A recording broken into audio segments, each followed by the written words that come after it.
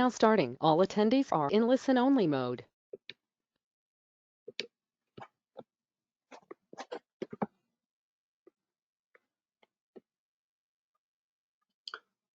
Hello everyone, and thank you for joining us today for another webinar brought to you by the Motor Safety Association. My name is Nathan Costrin, and today our topic is on root cause analysis.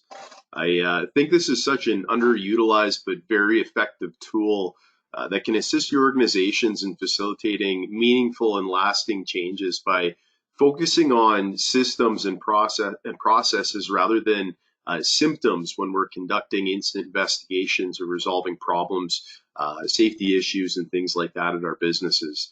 It's simple, it's effective, and it's a great problem-solving tool. Just to start out here, you may have noticed that your microphones have been muted. They'll remain muted for the duration of the webinar. However, if you have any questions as we move through the webinar, please feel free to enter them into the question box. And at the conclusion of the webinar, I'll review all of the questions, provide answers to them, and send responses to our participants that are attending live today.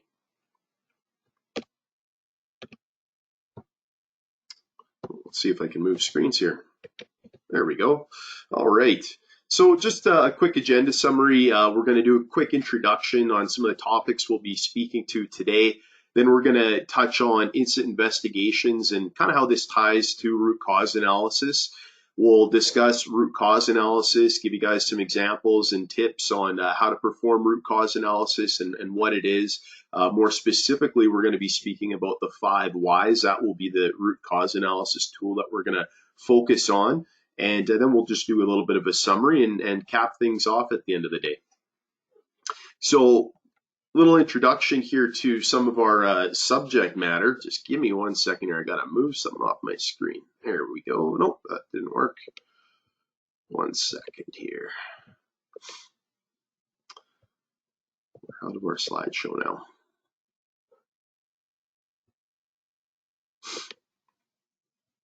Okay. So, incident investigations, that's going to be obviously something that we focus around when we're talking about root cause analysis. Root cause analysis, it can be used for a number of things in a number of different ways, but at its very heart in any context is going to be process and system improvement. But today we're going to be speaking about it as it relates to incidents at your business, how it can be applied when you're conducting incident investigations, or like I said, addressing those safety concerns and issues. Excuse me. Any incident or incident investigations, they're also a very much overlooked tool when it comes to prevention of injuries. And that probably sounds a bit like a paradox, because if we're investigating something, it's already happened, and prevention might seem futile, but incidents provide really key opportunities to learn and prevent future injuries if we're willing to put the time and effort that's necessary into the investigation itself. Unfortunately, I've personally seen this process fall very short of the mark countless times. This is often the result of negative attitudes and perceptions, anger, frustration, like I said, negative attitudes towards the incident or the people involved. And it sets the process up for failure right out of the gate. So the reality is that in an investigation, it takes time away from being productive in other tasks or aspects of a business whose primary purpose is to generate a financial return on whatever goods or services they're offering. But another reality is that the person that's charged with doing the investigation, they may be very busy, and now they have just one more task to heap on the pile of things to get done. How this will typically play out is it's often a quickly written investigation report, if there was one written at all, with a quick assessment of what happened and an even quicker anecdote on what one would do to prevent it from happening again, if there was even any conversation about prevention at all. And I don't know if that sounds familiar to anybody on here right now, but we want to really try and get away from that. Ultimately, our goal is to get to root cause analysis. We want to focus on understanding the entirety of a situation and all of the factors that contribute to an incident, and not focus on blaming people and laying fault towards people. or being too busy to conduct a meaningful investigation. I think that often comes through when we read investigation reports that are incomplete or poorly done.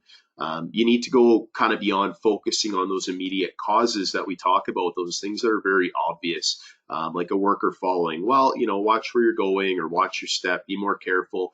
Those are those face value, surface level things that don't really impact or have any impact long term. We end up having those same things happen again over time because we haven't actually addressed the root cause of the issue. We've only addressed the symptom. And it's far too easy and often misleading to make the assumption that carelessness or simply failing to follow a work procedure alone was the cause of an incident occurring. If you only focus on the immediate cause of a problem, you may eliminate the symptom, but you'll fail more often than not to correct the problem itself.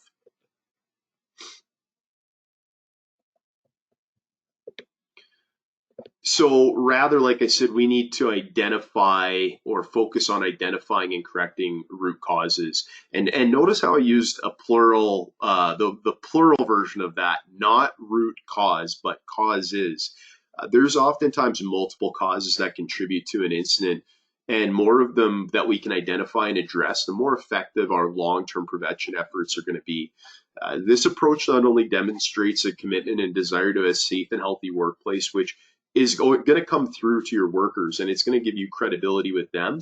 But it's also a good piece of due diligence in ensuring that we are showing that we are not only to our employees, but even other authorities like the Ministry of Labor Relations, Workplace Safety, when they send health officers out, they're going to ask to see, things like this. They're going to ask to see your health committee meeting minutes. They might take a look at investigation reports. They'll know if you folks have had serious injuries, and they're going to want to know what's been done.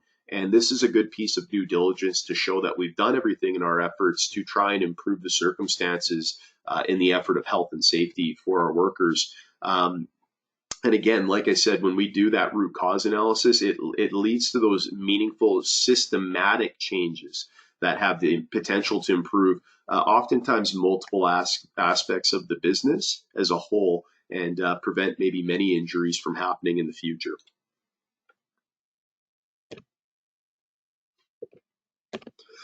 Excuse me.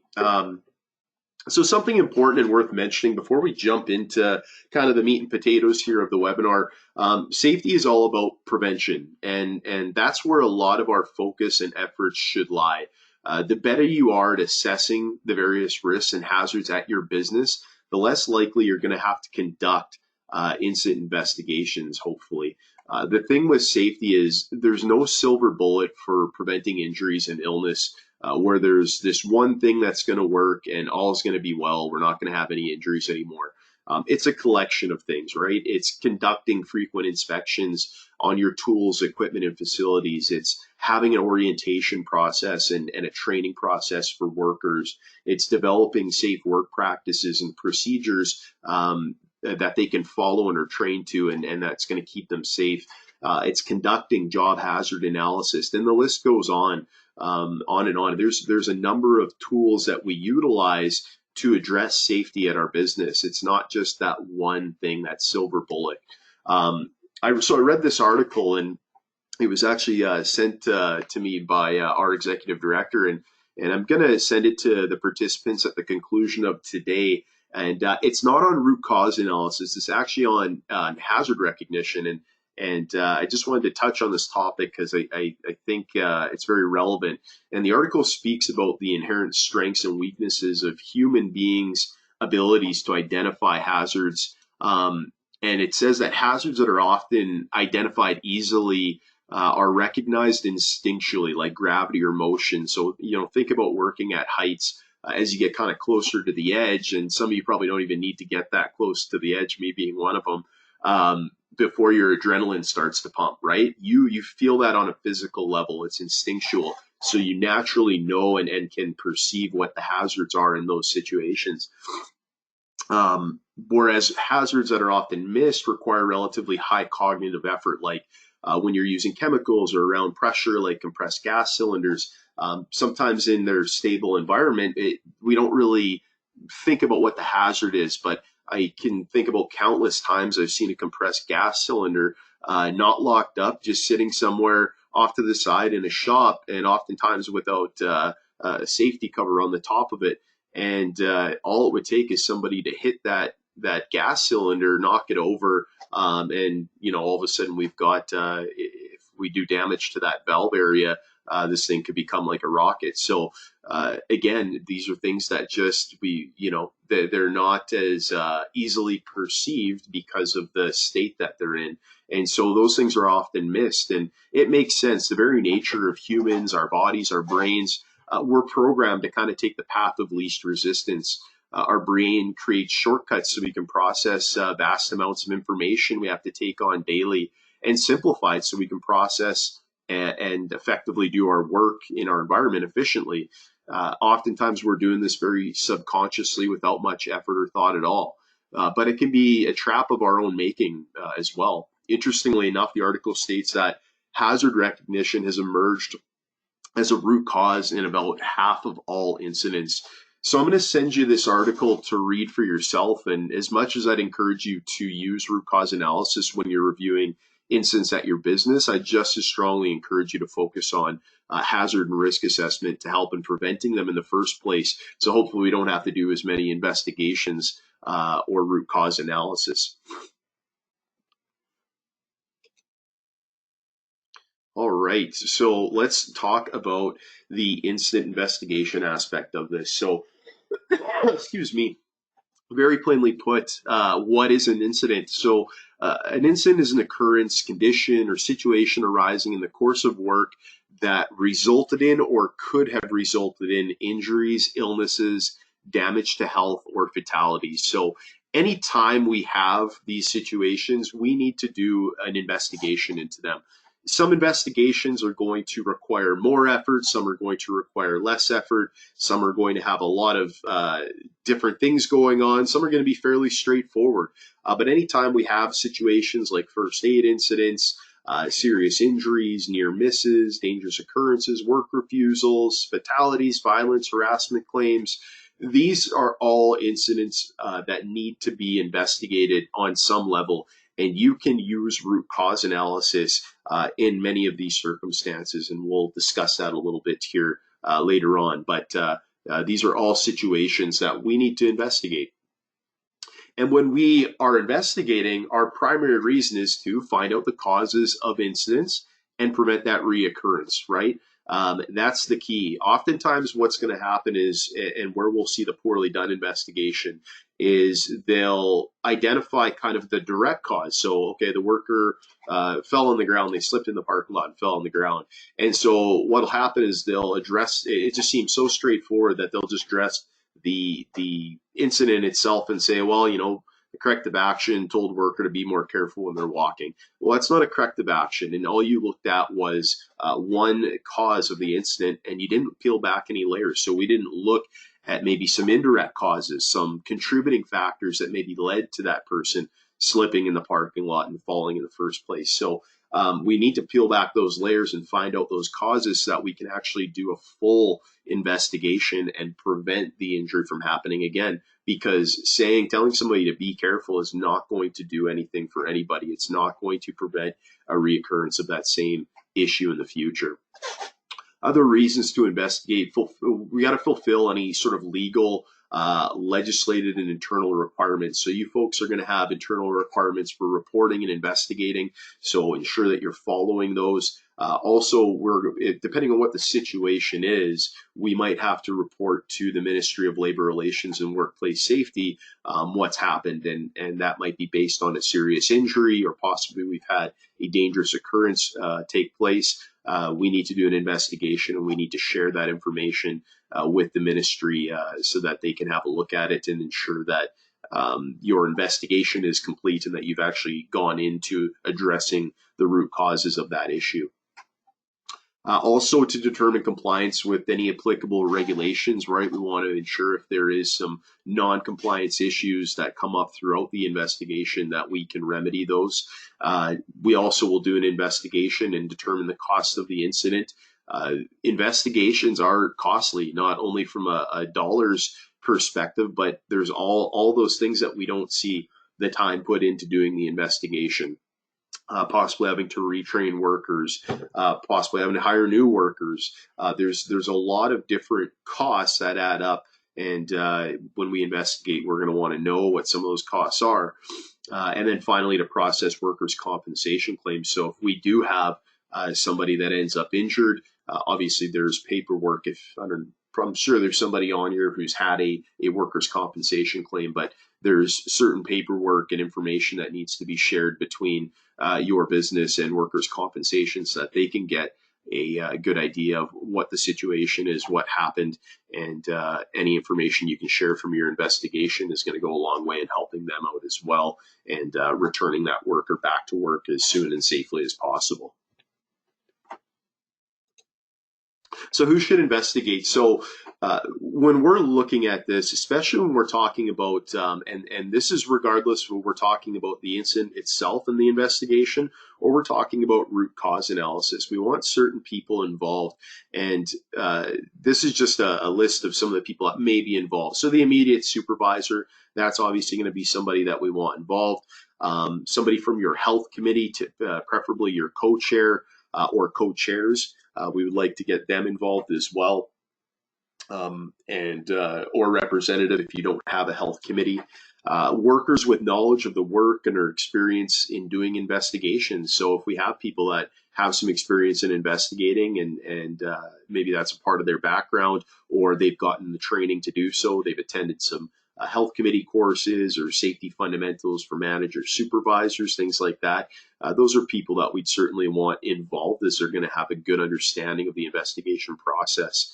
If you have a safety manager or officer, they would probably more than likely be the one even leading the investigation.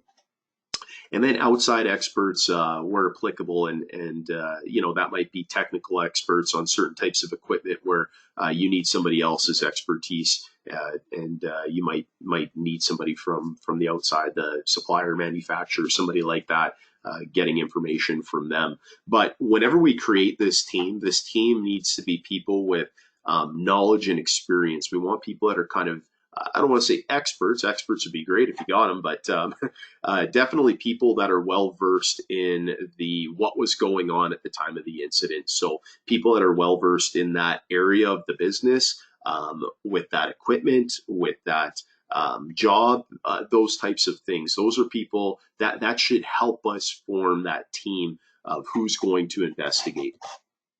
Excuse me.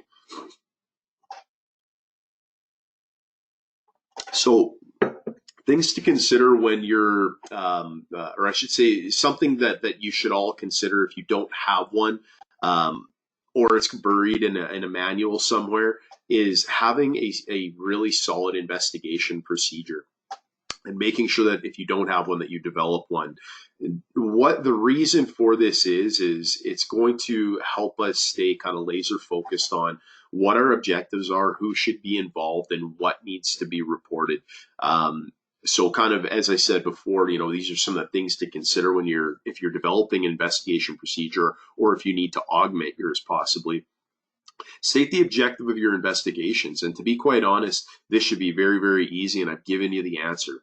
Find and correct root causes. That should be at the heart of every single investigation that you do. Find and correct root causes. I can't, I guess, underline the importance of that enough, because I think that's something that's so often overlooked when I look at investigations. I used to do a lot of investigations myself in my past career, and as I've become a safety advisor and I get to see other businesses' investigations, it kind of puts me in awe sometimes how many shortcuts are taken. And like I said, it comes through in the report to get it done quickly. We need to get away from getting it done just to be done with the paperwork. We need to get laser focused on what we're trying to do here. We're trying to find and correct root causes so that we can prevent reoccurrence. We want to state who investigates what incidents. Like I said, some incidents are going to be straightforward, and we don't need a ton of help. It might just be the supervisor, and then they pass their report along. Maybe the health committee reviews it as a group. And then kind of we've got upper management that might review it as well. Sometimes we're going to need a team of people to look at something. So define what incidents are going to require who and what. Um, and also, obviously, what are their responsibilities when we're working as a team? If we've got the supervisor, safety officer, and a health committee member, well, let's define who's responsible for what and what are we trying to do. Also, what training's required, right? So if we have for investigators as well as anybody responding to the incident, who's got first aid training, who's got training in investigations. Health committees should, all your co-chairs should have level 2 training. We offer OHC level 1 and level 2 and train committees on how to inspect, how to investigate. Also, we do a safety fundamentals course. And I think this one is kind of maybe a 50-50 toss up in terms of and maybe it speaks to the fact that some of these investigations aren't fully done or fully written, I guess, the reports. I'd say about half of them have training in terms of doing investigations, in terms of having maybe external training, and then some of them might have some internal training as well. But we want to make sure that people have training in these areas so that they know, again, how to investigate, what to look for, how to find root causes.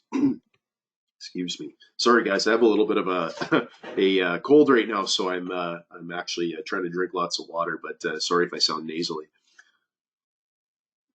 Some things to consider when you're developing your investigation procedure, as well as who receives and reviews written investigation reports. So once we've written the report, who is going to get that? Who do we send it to?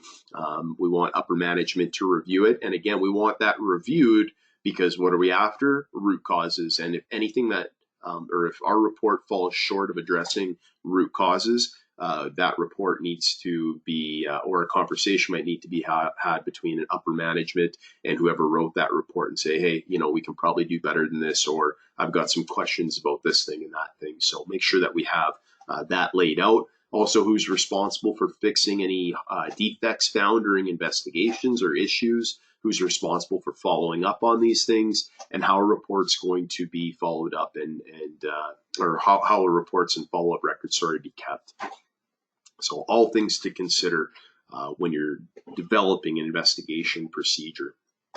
And so without further ado, let's get to the start of our show here, root cause analysis. So root cause analysis, guys, there's some of you might have asked this in the past, or maybe you're asking yourself this now. What is root cause exactly? Well, there's a few definitions and they've got slightly different wording, but they all follow the same principle essentially. And I'll just read three of them that I kind of like that I had found. So the top one there, the causal or contributing factors that, if corrected, would prevent recurrence of the identified problem. Okay, so contributing factors. We're not just looking at one thing. We're trying to take the situation and look at all the factors that have contributed to this incident happening. Excuse me. Another definition there, a factor that caused a non-conformance and should be permanently eliminated through process improvement. And the final one, very simple, and I like this one, the fundamental reason for the occurrence of a problem. Okay, that might even be too simple. So we'll kind of get into that a little bit more here as we go. But what is root cause analysis then? Well, quite simply put, root cause analysis is an approach for identifying the underlying causes or those contributing factors of an incident so that the most effective solutions can be identified and implemented. Okay, so that's a very nice, succinct way of putting it. And something to keep in mind is within an organization, guys, problem solving, incident investigations, root cause analysis, they're all fundamentally connected by three basic questions. What's the problem? Why did it happen? What will we do to prevent it from happening again? Okay, so define your problem. What is our problem? That's the first thing that we need to do. And then we need to ask the why questions. Why did it happen? And we're going to get into the 5 whys analysis momentarily.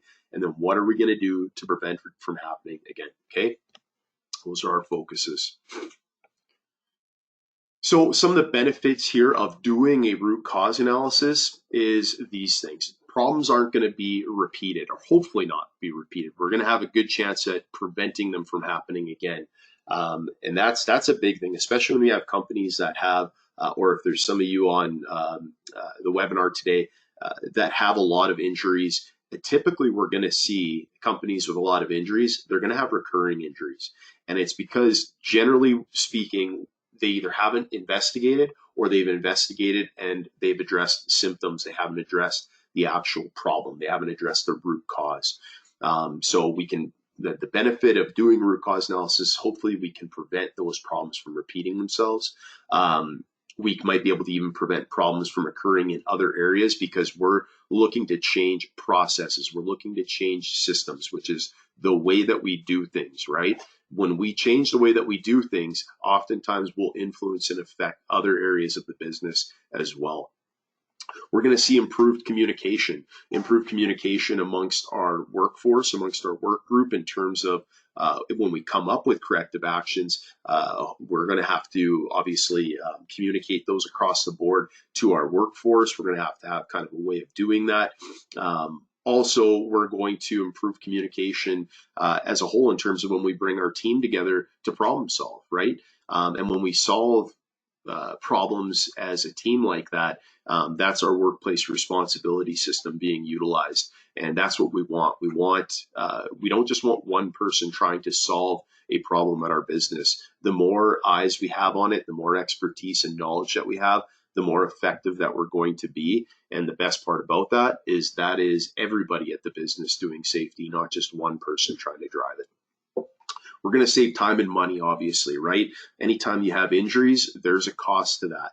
Not just the WCB costs and maybe your insurance premiums going up, not just the cost in terms of to the worker, the injury, their loss of pay, loss of time at work, quality of life, things like that. But again, all the resources you put into it, doing the investigations, writing the reports, retraining workers, hiring workers, orientations, all that stuff. It all costs a lot of money. So if we can prevent these injuries from happening in the first place, we have an opportunity to really save time, money, and obviously harm to our workers, and we're going to have fewer injuries as a result of that. So a lot of great benefits in doing root cause analysis. So here is kind of a bit of an analogy for the whole root cause system.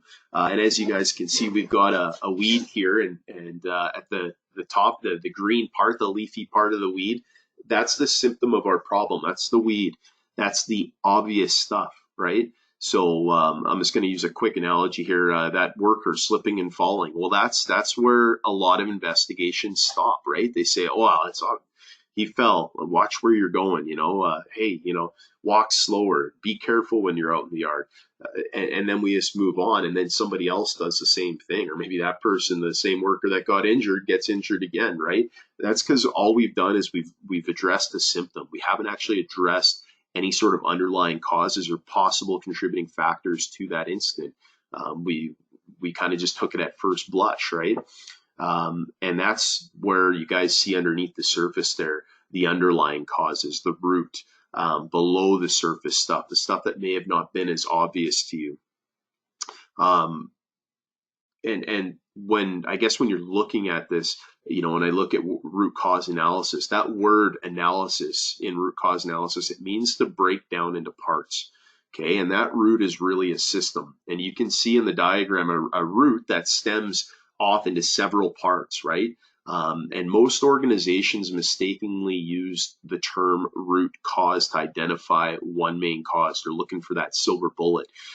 Focusing on a single cause, it's going to limit your potential solutions. The root is the system of causes that reveals all of the different options for solutions. So the result is we're going to have multiple opportunities to mitigate risk and prevent problems. So to understand a problem, we need to break down all of the parts, right? We need to find all of those underlying causes to fully grasp the situation and become effective problem solvers. So any recurring problem or instance you have at your company, it's analogous to that weed, because it basically means you're pulling off the top of the problem, you're focusing on the symptom, the obvious thing, but you're not getting to the root, you're not getting to the source of the problem. So that's kind of what this, whenever you see this chart, you'll often see a tree form or a weed form. That's kind of the explanation of this. Excuse me. So incident causes. So now when we've had this incident happen, right, we've attended to the worker, whatever the issue is. Now we're in the kind of, we've collected the information, we're in the report writing stage. We've kind of wrote down what the incident is. You're going to usually come to a section on your incident report that shows you a couple of these terms, direct cause, indirect cause. And causes can generally be broken down into one of those two groups. The direct cause, and this is interesting. So oftentimes I see that I'll I'll see that either one or neither of these are filled out, and they'll go straight to corrective action. So they'll have read the incident, what happened, and this is the corrective action for it. Um, and and I see this quite often. And so I started asking the question to people when I see it, and hey, why wasn't this filled out? And sometimes they don't have a really good answer for me. And I've even heard people say they don't know what it is. And when I look at those reports, oftentimes I'll see that, or even if I look into their investigation procedure, they haven't defined what direct cause means. They haven't defined what indirect cause means, or they've just given some examples, but people are kind of still unsure.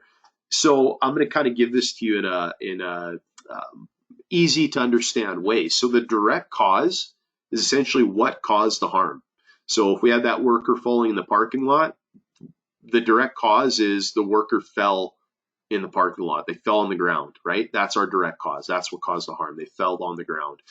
The indirect cause is the things that led to the incident, right?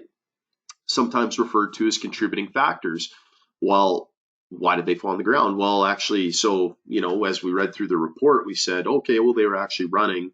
It was icy out, and then they ended up falling. So two contributing factors was it was icy in the parking lot. The other contributing factor is they were rushing or they were running. So those two things need to be looked at further, and we will use kind of a 5 whys technique, and we'll ask questions about those things to try and unearth what the root cause is. So again, we can't really do an effective investigation if we haven't considered what these causes are. We don't have anything in writing on there. So I hope that kind of clarifies that for any of you that might have that on your incident reports. And I would recommend that you define what they are, like I said, in your procedure, and even just a quick definition like what I had right here, so that people, when they read it, they understand what they're actually doing or what they're using. I think sometimes you might go to an investigation course, find out a little bit about how to investigate and things like that, and then you go and you use your own report, and you're like, there's language in there that you don't fully understand, so you just skip over it. I don't know what that is, right? So make sure that if you have questions like that, or we're using certain terminology within our reports, that you've defined what that terminology is, so that whoever's using it can use it effectively. Oops, here we go. All right. So the 5 whys. Many of you have probably heard of this technique. This is, and this just to keep it simple, guys, there's a ton of different root cause analysis techniques. This is probably the most basic of them, and that's also why we use it for incident investigations. You can certainly use other techniques, but this is probably the most effective for what it is you folks would need it and use it for. The 5 whys actually started in the 1930s as part of the Toyota production system, and they would use this to troubleshoot problems on their assembly line. So it actually has, it's kind of cool that we have something almost 100 years later still in use, but it was very effective. And they would repeat the question why 5 times when they approached a problem or they had an issue on their assembly line. And what they found is that it would reveal the nature of the problem, and solutions would become clearer the more times that they asked the why question. And again, we like to use this for incident investigations because it's very simple for people to use. And we obviously know that folks are going to have different varying levels of experience and also experience doing investigations. So keep it simple is the way I like to put it. Keep it simple, stupid, I think is what they say, or silly, or whatever it is. Use the KISS method, right? But if you're interested in exploring other models, you're certainly welcome to do so. But this is the one we're going to be focusing on, and I think you'll find some of those other models are maybe more effective for different types of industry and different things. Not to say that you can't use them, but like I said, this one is by far the most effective and easiest to use. So the five whys, we use the five whys to examine all of the indirect causes or those contributing factors that I was speaking about. You follow up initial questions with a why question, depending on what the answer is. And if we ask enough why questions, eventually we're going to hit the root cause. And you're going to know based on the answer if you've kind of hit that rock bottom and this is kind of where we need to focus. When we do root cause, five whys, it leads to a deeper analysis, often identifying those deficiencies within a safety system or program. And it gets away from kind of assigning that fault to the worker and assuming worker error, and it gets more to the like I said, the system that failed the worker potentially. And remember, there's rarely, if ever, only a single cause for an incident. Typically, there are multiple causes to an incident.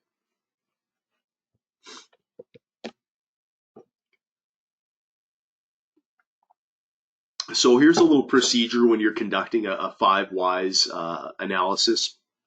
Step one is to gather the relevant team members. So what type of incident investigation are we doing? And then let's defer to whatever our procedure is. Okay, we need somebody from the health committee team here. We need a co-chair.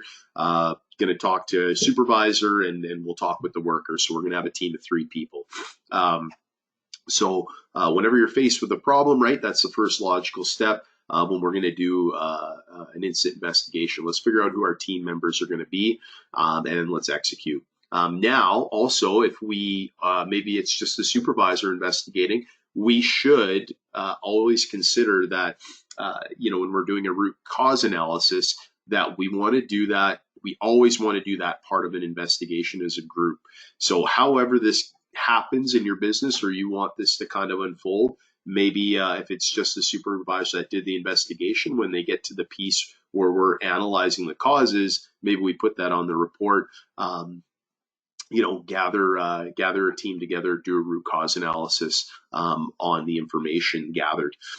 So there should be some sort of team effort at some point during this investigation. And that's, again, it gives us more people who are familiar with the process, the equipment, the work area, and things like that. It's going to give you a better shot at doing step 2 as well, which is defining the problem statement and then coming up with those solutions. So once your team's available and you've defined what that problem is, keep in mind the scope of the problem. It shouldn't be too big, or you might have a lot of root causes, and there's nothing wrong if we identify a lot of contributing factors, but it also shouldn't be too narrow that you end up just treating another symptom. So the problem statement should be balanced and brief, while clearly explaining what the issue is that we're facing.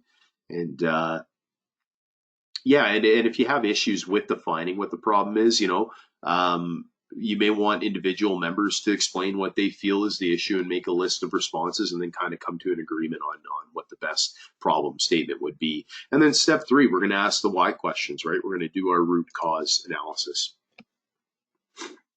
So let's do one together. So here's an instant problem for you folks. So a worker was hit by a vehicle as it backed out of the service garage. The worker sustained a minor bruise to their upper leg and was shaken but able to continue working. So our very kind of compact way of putting this into a problem statement: a worker was hit by a vehicle as it backed out of the service garage. So that'll be our problem statement. So let's have a look at it. So first question: why was the worker hit by the car? Well, the technician did not see the worker. So our next obvious question would be, well, why did they not see the worker? They're not able to see oncoming traffic around the corner of the doors that they're going through. Okay, well, why aren't they able to see oncoming traffic around the corner? Well, they weren't using a spotter. Well, why weren't they using a spotter?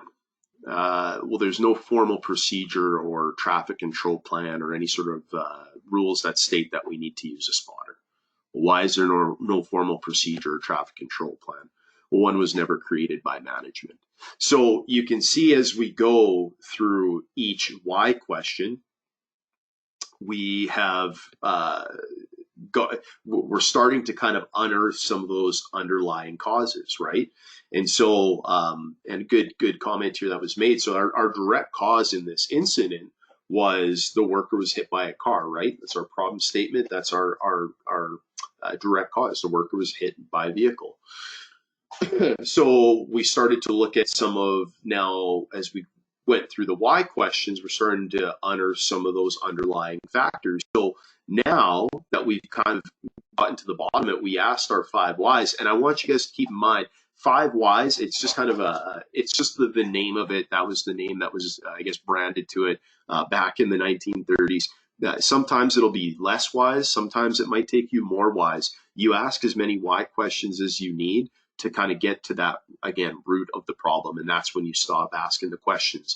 Now, they don't use the word in root cause analysis. They rarely use the word solution. They actually use the word countermeasure in terms of when we're trying to bring corrective actions to the issues that we found. And so after looking at this incident, I would say, and this is just my take on it, here's some of the countermeasures that we could use. Well, management should review all safe work procedures at least annually. We need to review all the safe work procedures, see if there's anything missing. We should consult with, supervisors. We should consult with other aspects and areas of our business and ensure that we've considered all things and all procedures and update them as need be.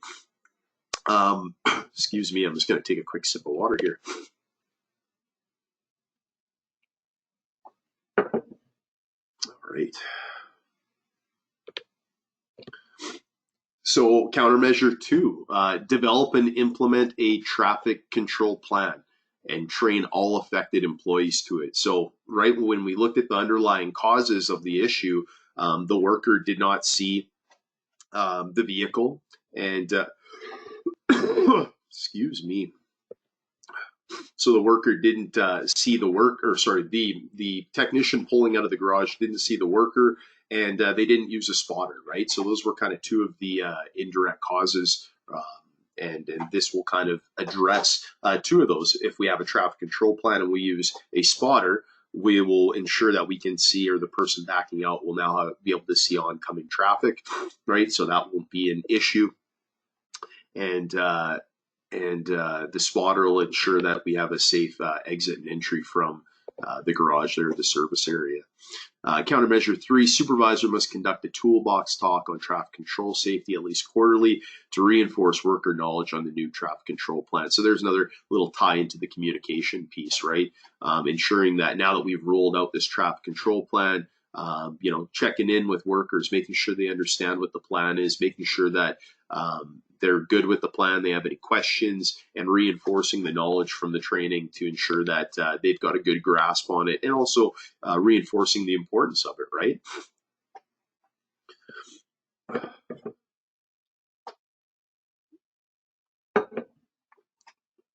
So ultimately, that our root cause was that the organization did not assess the hazards associated with that task. So there wasn't a safe work procedure developed. And like I said, these countermeasures will ensure, oh, I didn't realize I wasn't clicking down here, guys. Sorry. These countermeasures will ensure that those things are addressed. So again, once we kind of, like I said, dig down into that root cause, those issues, we're able to now effectively identify the root cause and develop countermeasures to ensure that reoccurrence is hopefully not going to happen. So I'll take this in another direction and just to kind of show you guys how this could be the case. So we might want to look at not just the worker that was backing out, or kind of, just kind of a very general look at 5 whys. We might now turn that 5 whys analysis towards the worker who got hit, and maybe we'll find out some information there. So why did the worker not see the car backing out? Well, they were distracted. Why were they distracted? Well, they were texting while they were walking.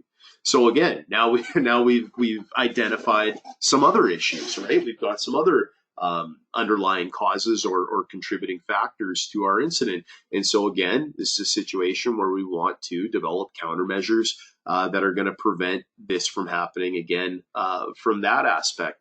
Countermeasure one, management might implement a cell phone use policy, right? Countermeasure two, whole toolbox talks on distracted walking and driving to increase awareness, right?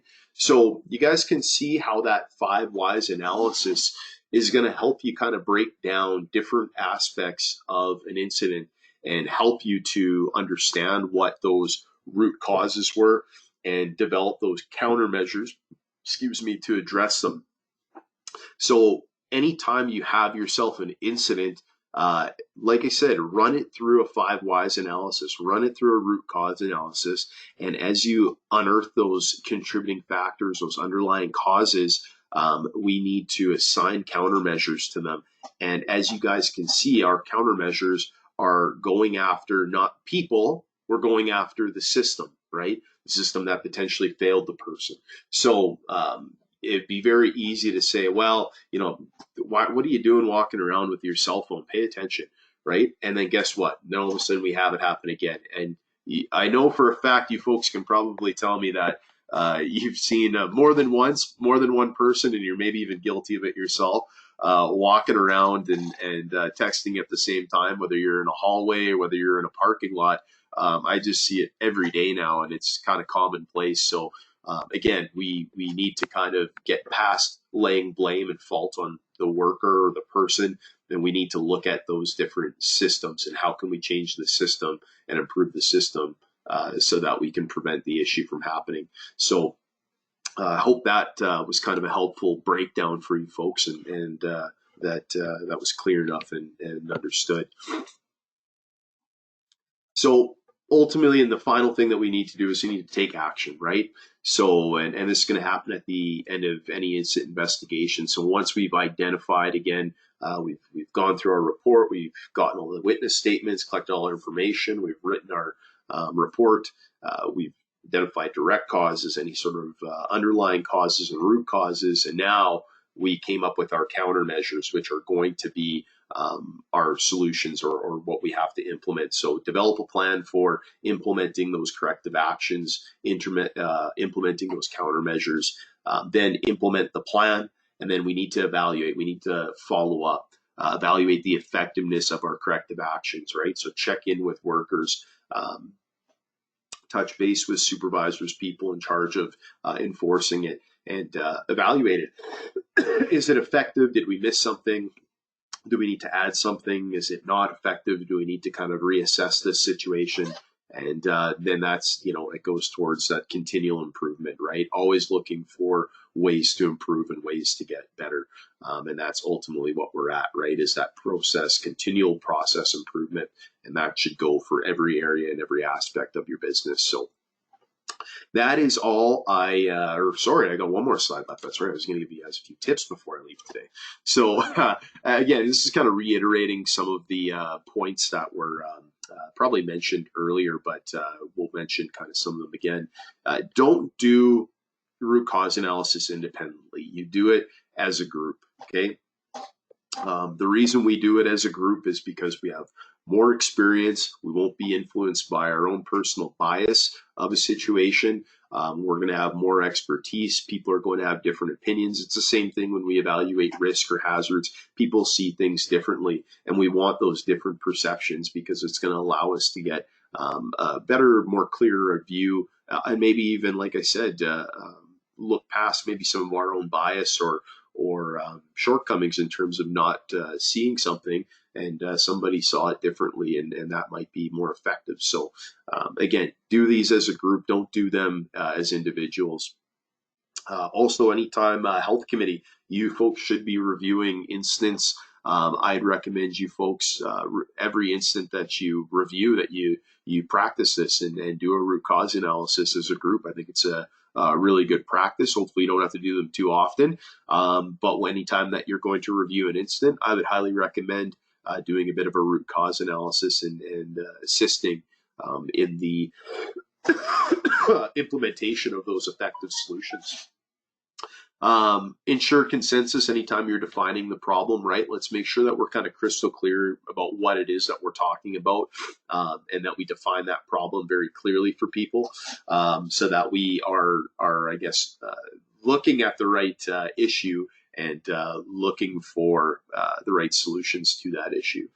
Don't stop at 5 whys, guys. Again, this isn't the silver bullet. This isn't, hey, we do a 5 whys analysis and we can just stop there. Everything's good.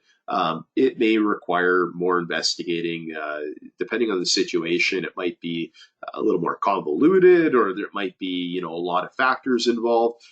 We might have to investigate further. We might have to kind of come back and reassess. So it doesn't just stop at 5 whys. This is just one of the tools to help you folks kind of get a better overall view of a situation.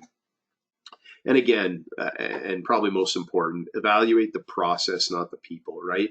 I know it's very easy, and that's probably where I think a lot of investigations fail, is they focus on the people involved and how they screwed up, rather than focusing on the process, or at least, giving this a shake and doing a little 5 whys analysis to maybe see if there's something that they're missing, something that they're not seeing.